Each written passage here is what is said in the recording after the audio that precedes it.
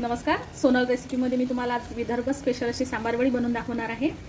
ती कशी बनवली तर चला तर आपण रेसिपीला सुरुवात करूया। पुडाची वडी बनवण्याकरता सुरुवातीला इथे मी 2 वाटी एवढा मैदा घेतलेला आहे। आता त्यामध्ये मी चवीनुसार मीठ घालून घेणार आणि तेलाचे यामध्ये कडकडीत असे मोहन घालायचे आहे।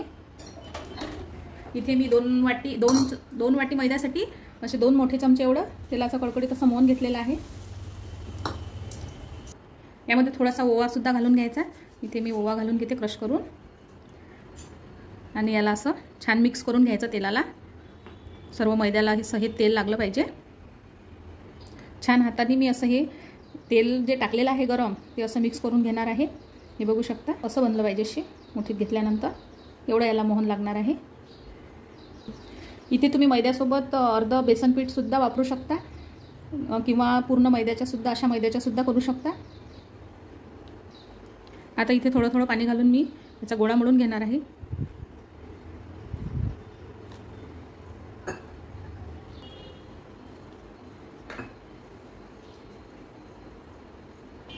हा जो गोळा आहे थोडासा असा घट्ट सरस मळून घ्यायचा आहे। आपला गोळा मळून झालेला आहे। आता याला साईडला ठेवून द्यायचा आणि जे सारण करायचं आहे ते आपण सारण बघू। इथे सारण बनवण्याकरता मी इथे गॅसवर पॅन ठेवलेले। पॅनमध्ये मी 2 चमचे एवढे तेल टाकून घेणार। तेलाचा वापर आपल्याला असा कमीच करायचा आहे। तेल तापलं की यामध्ये थोडीशी मोहरी टाकायची। मोहरी तडतडली की यामध्ये आलं लसूणची पेस्ट इथे घालून देणार आहे।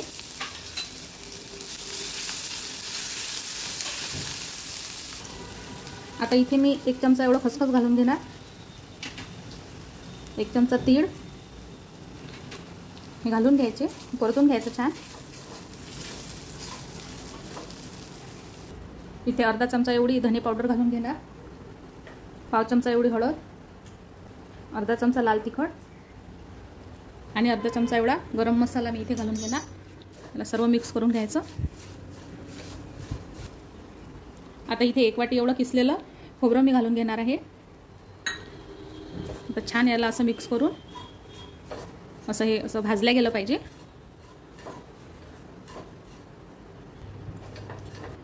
आता आपलं हे खोबरं छान भाजलं गेलेलं आहे। इथे 1 वाटी एवढं शेंगदाण्याचं कूट टाकून घेणार आहे।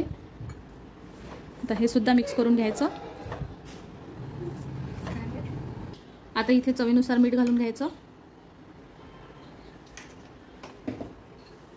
आणि 1 चमचा एवढा मी लिंबाचा रस इथे घालून घेणार आहे। तुम्ही आमचूर पावडर असेल तर ते सुद्धा वापरू शकता आणि 1 चमचा एवढी साखर टाकून घेणार। इथे आता खूप सारी अशी कोथिंबीर मी इथे घालून घेणार आहे। विदर्भामध्ये कोथिंबीरीला सांबार असे म्हणतात, म्हणून या वडीचे नाव सांबार वडी असे पडलेले आहे। इथे मी गॅस बंद करते आणि हे सारण आहे हे थंड होऊ द्यायचं आहे। आता आपला मसाला बराच असा थंड झालेला आहे। आता ही वडी कशी करायची ते आपण बघणार आहोत। आता इथे जो गोळा मळून ठेवला तो सुद्धा छान सेट झालेला आहे। आता यातला छोटा गोळा घ्यायचा असा। आता इथे मी अशी छोटी पारी लाटून घेणार।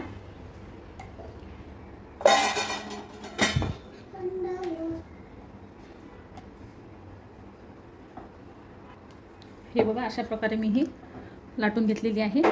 बघू शकता तुम्ही, जास्त पातळ नाही जाड नाही, अगदी व्यवस्थित अशी लाटून घ्यायची। आता यावर असं हे जे सारण आहे हे इथे असं भरून घ्यायचं। आता आपलं हे सारण यावर भरून झालेलं आहे। तर ही साईडने आहे अशी ही दुमडून घ्यायची, म्हणजे आपली ही सांबार वडी आहे ही अशी लॉक होईल, म्हणजे बाहेर मसाला येणार नाही तळताना।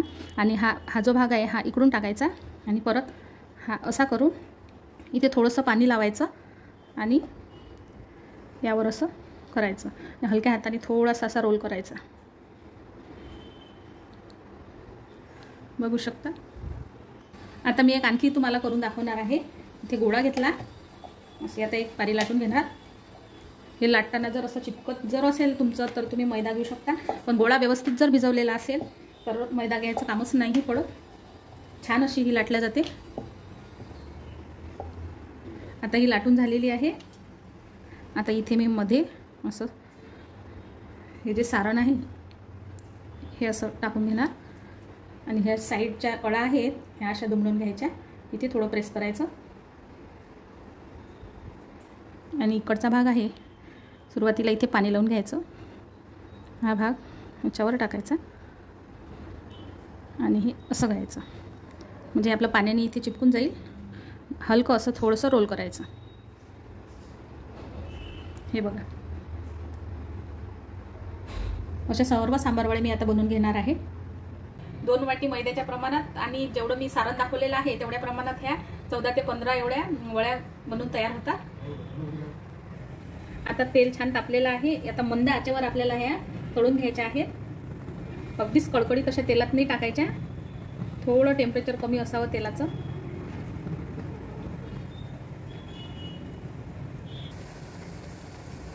अगदी छान अशा तळल्या जाऊन राहिल्या ह्या.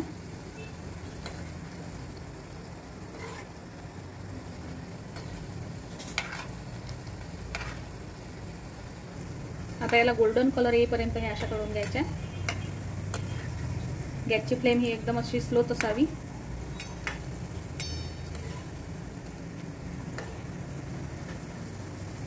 बघा, आपल्या छान अशा गोल्डन रंगावर अशा तळून झालेल्या आहेत. तर मी याला काढून घेणार.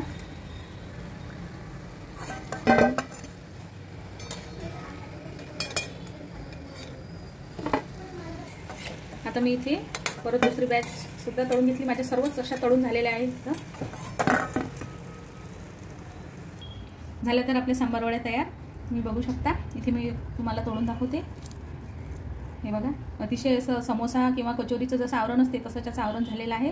अतिशय खुशखुशीत असं आवरण झालेलं आहे. तुम्ही सुद्धा करून बघा.